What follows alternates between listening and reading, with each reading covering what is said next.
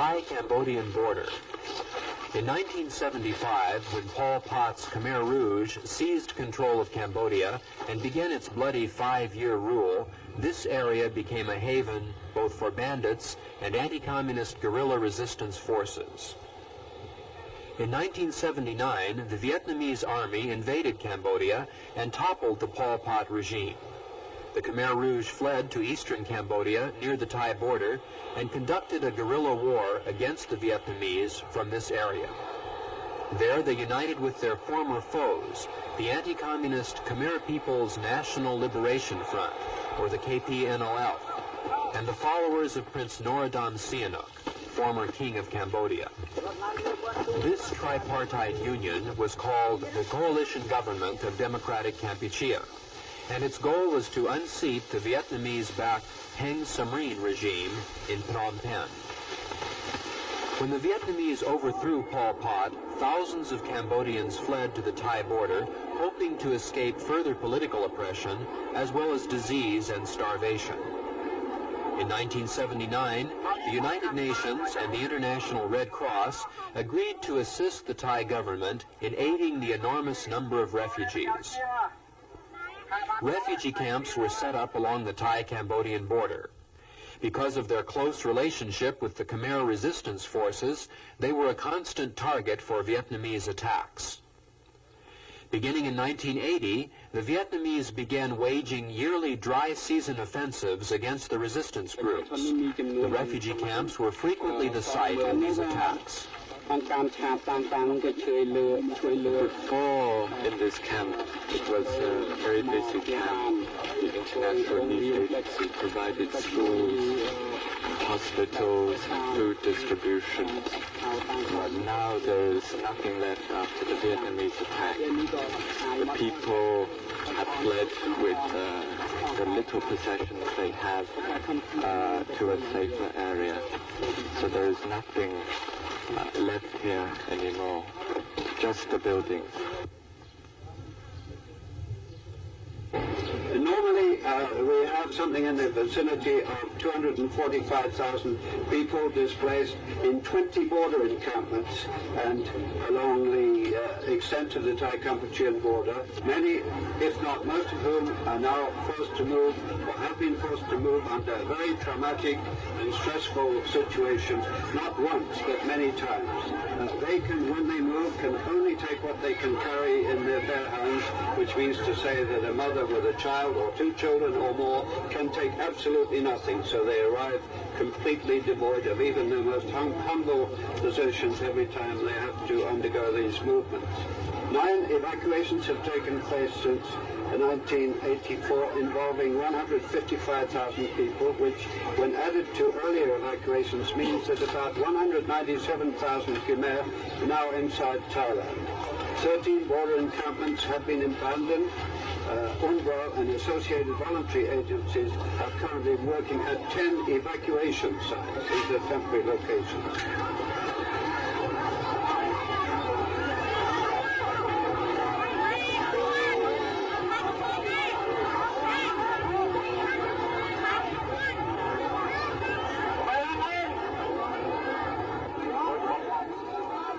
Only a few months ago, these refugees came here from their previous camp, Nong Samet. Now, because the Thai military are expecting clashes with the Vietnamese, they must move to a safer area deeper inside Thailand.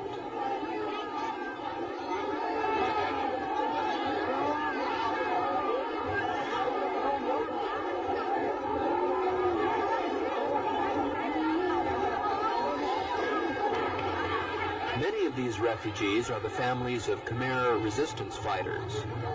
Because the Thai government forbids Khmer guerrillas inside its borders, they are forced to part with their families. Some guerrillas, unable to face this separation, choose to lay down their arms and become civilian refugees. November, Mike 2. Mike 2, November 1. November 1, Mike 2.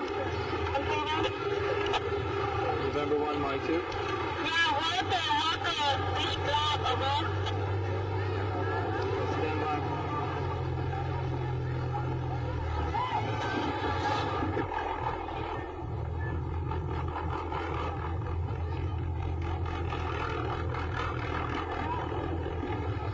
out by the hospital road. All vehicles must leave by hospital road, over. Copy.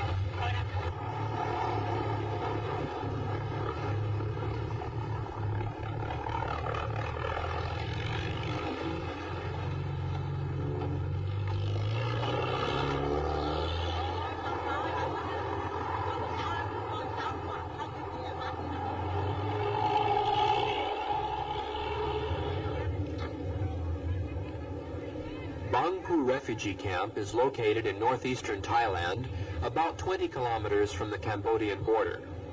When the refugees arrive, it is nothing more than an open field.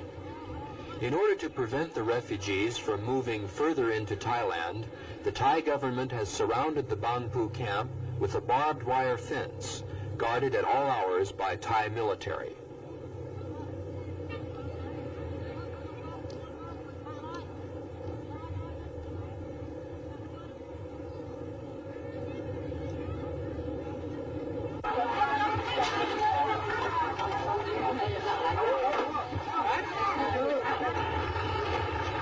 The refugees receive from the United Nations their house-building materials, a piece of blue plastic sheeting and a couple of bamboo poles. Now they can start again to provide temporary shelter for themselves. Their houses are little more than a flimsy roof to protect them from the sun and rain. They don't know how long they will be allowed to stay here. Possibly the explosive situation on the border will force them to move again very soon. The life of a refugee is entirely in the hands of those he does not know. They decide his fate.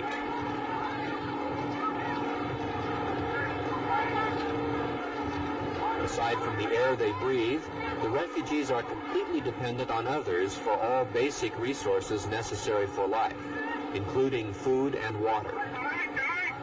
The United Nations delivers water to the refugees daily.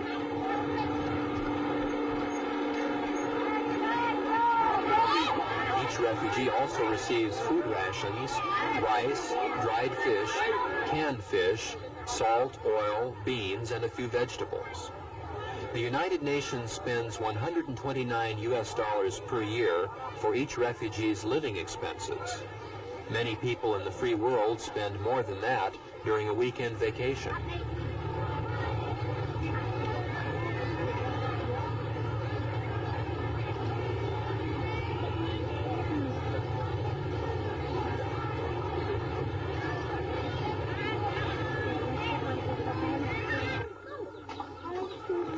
We met a young Cambodian refugee named Som Samat. He lives in a refugee camp with his wife, 2 daughters, mother, brother, and sister. He first came to the Thai border in 1979. After some time, he secretly returned to his home in Phnom Penh to bring his mother, wife, and daughter back to the border with him. His wife bore him 2 more daughters in the refugee camp. One of his daughters died shortly after birth. Som Samat has lived in this particular camp for 2 years now. Originally, he stayed with his wife and daughters in a little hut near the back of the camp. Recently, however, in anticipation of a Vietnamese attack, they have moved to the front of the camp and live together with his mother and brother.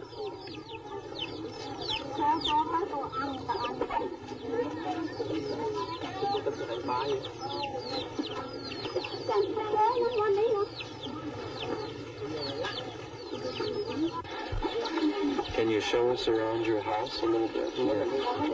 Take this in. Just slowly, we can walk around and sorry, bother you.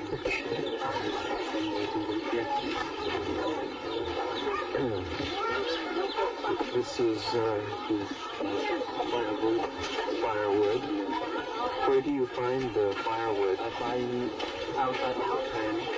Outside of the camp. You can go out to the outside of the camp. You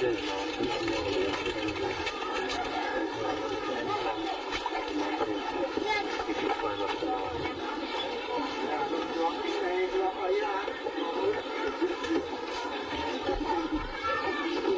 This is your garden? Yeah, this is my mother's garden. Oh, your mother's garden.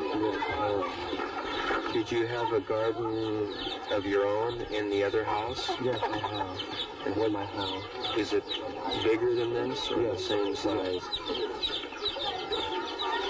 What are you growing here? My young brother.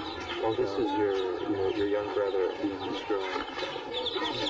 So, how many of you sleep in this house now? Yes.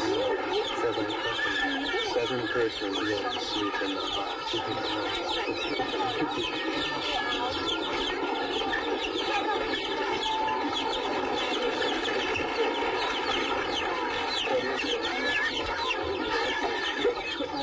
It's rice. So you feed rice to the pig? Yes. Are you planning to eat your pig? No. I love it. You love it? And are these your chickens? Yeah. Do you keep the chickens in the house? How many do you have? More than 10. More than 10. Do you eat the chickens? No. You don't eat the chickens? You love your chickens too? You're a good farmer,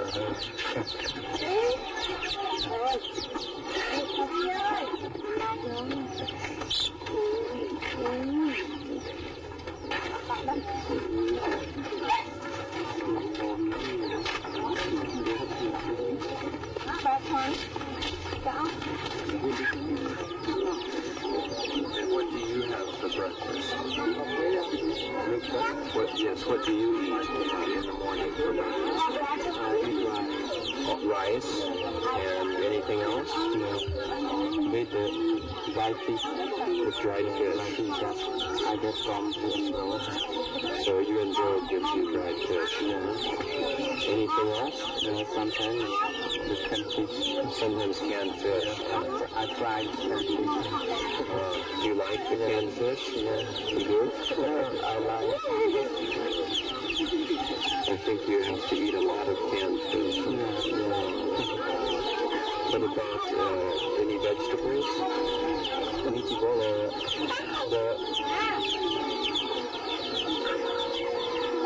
I have everything.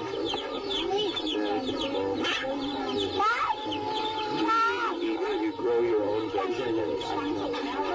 Is it enough for your family? Yes, for my family. Do you have enough food to eat? No. Yes, every day do you? Sometimes I Sometimes you miss some food.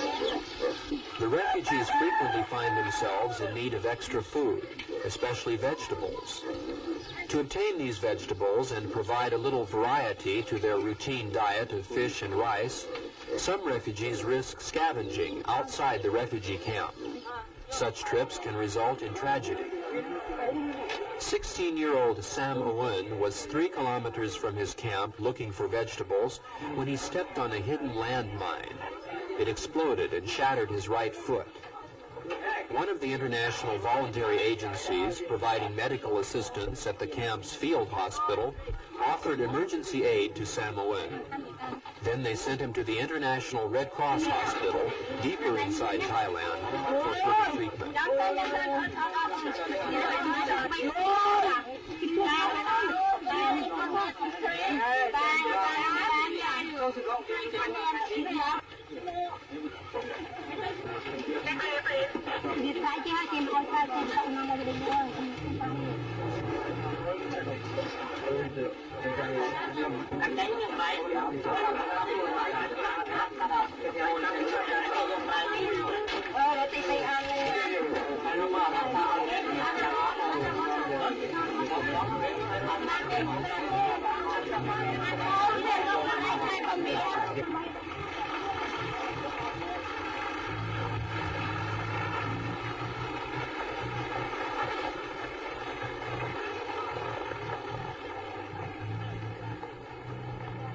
Could you ask them for us what happened to their son yesterday? មិនបានកូនយ៉ាងសមមិនយ៉ាងម៉េចទៅទៅ បានលក់នេះ ត្រូវបានលក់ ចា ទៅយ៉ាងម៉េចទេបានត្រូវទៅជិះនេះចឹង វាមិនឃើញវានោះមិនដឹងទៅទីកក់នោះនោះគាត់ទៅបានលក់ទៅជាប់មកពីលើដងក៏ឬហើយក៏ដើរទៅក៏ជិះវាទៅដល់មិនដឹងទៅវានៅទីមាន ពេលចោះនៅពីលើដើមមកទុះឡើងនឹង ចុះមកពីលើដងហើយក៏ឬហើយក៏ដើរទៅទៅក៏ជឿន រើសចិនទីកន្លែងនឹងដើរក្លឹបចាញ់ចូលលើកន្លែងហ្នឹងពីដើម ចេញចូលទៅកន្លែងដើមក៏ចាស់ពីដើមមិញ ទៅស្ដាំចាញ់ចូលដល់អត់ដឹងតែឡូវនេះគេមានគេកប់អញ្ចឹងក៏ទៅដល់កន្លែងហ្នឹងទុះមក ចា Does he go out there often? Does the boy go out there often to look for food? ឃើញទៅញ៉ាំទៅដល់កន្លែងហ្នឹង ទៅគឺធ្លាប់ទៅរាល់ថ្ងៃវា Yeah, when often go there.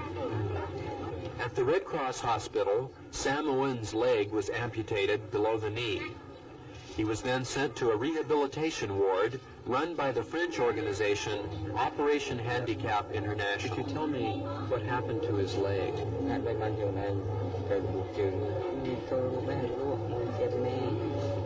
He said that he's going to look for something to eat in the forest. And what happened?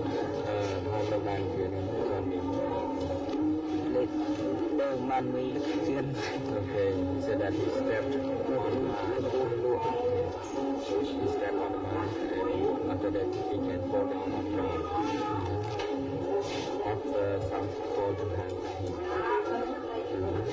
What kind of food was he looking for?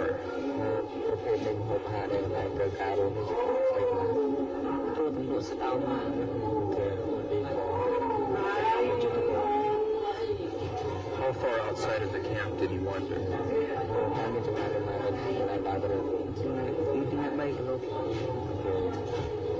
About 50 kilometers.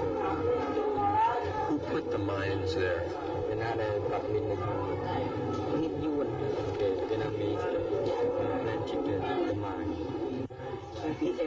Life in the crowded ward of a refugee hospital is anything but pleasant.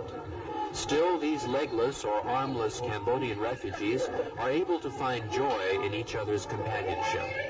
Traditional Khmer optimism is apparent even in these grim surroundings.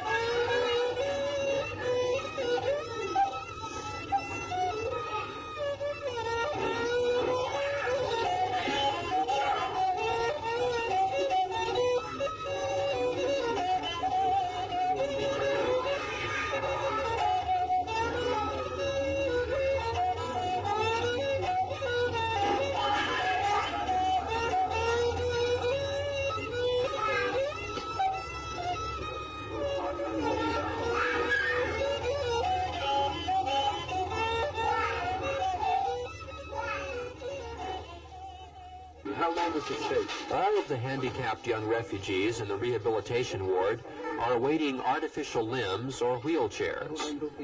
These artificial limbs are made by Khmer refugees themselves under the direction of Operation Handicap International.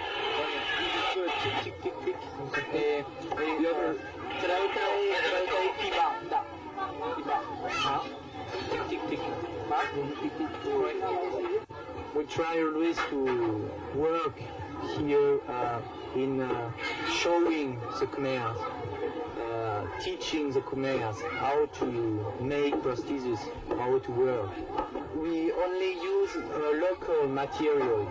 We try always to use very simple tools, very simple materials, that is the leather, the plaster, the iron bar, the wood.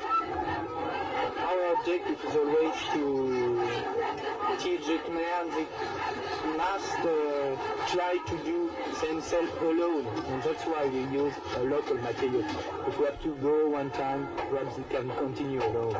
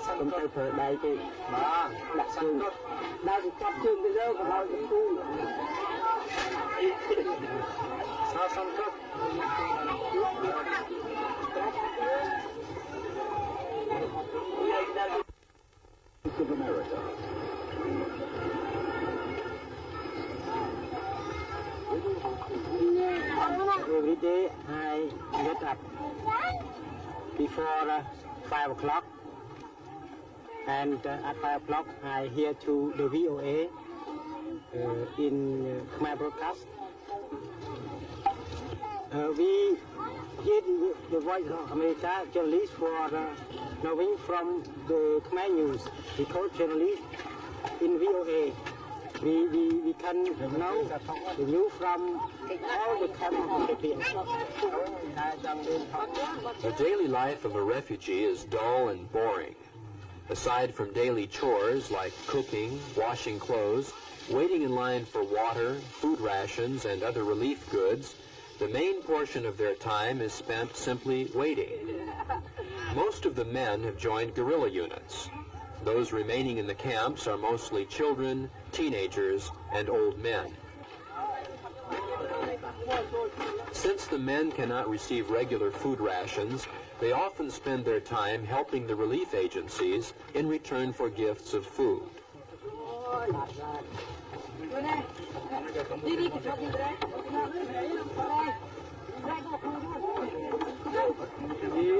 The women in the camp have a much more important role. Aside from their daily household chores, they often have to perform heavier tasks.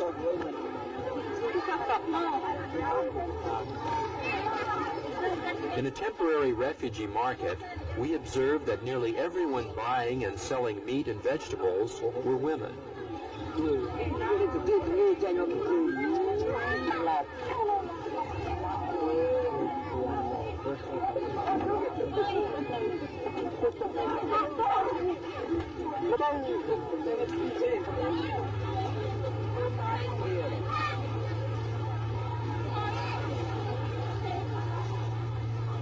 Only females over the age of 10 are allowed to receive food rations. This rule is established by the United Nations in order to avoid giving the impression that it provides aid to the guerrilla resistance. To ensure that individuals get the food, that women and children in particular get their food, we distribute our food commodities to females only over age 10. Now one immediately says, what about people who fit into the other categories who are not females over age 10? Well, we give each female over age 10 enough food for 2.5 other people. We arrived at this figure of 2.5 by doing housing surveys in several of the border encampments, and we found that the proportion of females over age 10 to others is 1 to 2.5. This way we ensure that the food gets into the home. It's not diverted to anywhere else. So there are only 2 in her family. How much rice can they get each week?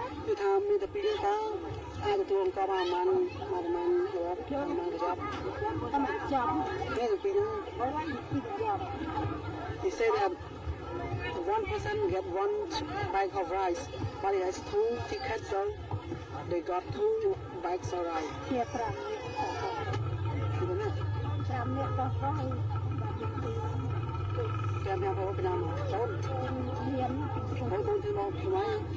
3 He said that he had 5 persons in the family.